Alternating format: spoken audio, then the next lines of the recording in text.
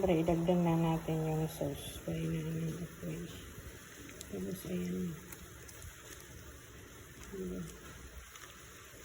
Hindi ako nakulang. Ayan yung sauce. Ay! Lalap! Tapos yung mantika. Ay, nako. Nako naman. Diba? Ayan yan. Ganyan dapat. Sakto lang yung tubig. Para hindi sayang yung sustansya niya. Diba?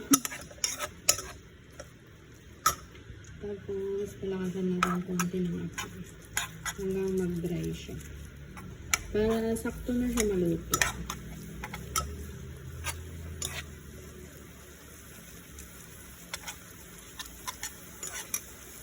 Tama bakit?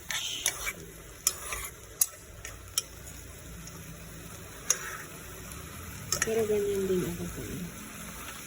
Nagluto din ka ng noodles sila. Dry noodles sila. Sakto lang ng tubig. Kasi yung tubig, pag madami, itatapon mo lang din, diba? So, sayang.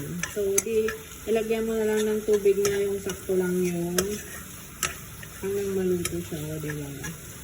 Para hindi sayang. Tapos nagbabayad ka pa ng tubig. Ang mahal-mahal pa ng bill, o diba? Ay, nako. So, pwede na siya.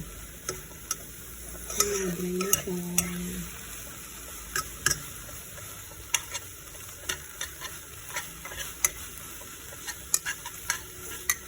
Well done. O, diba? Tapos na.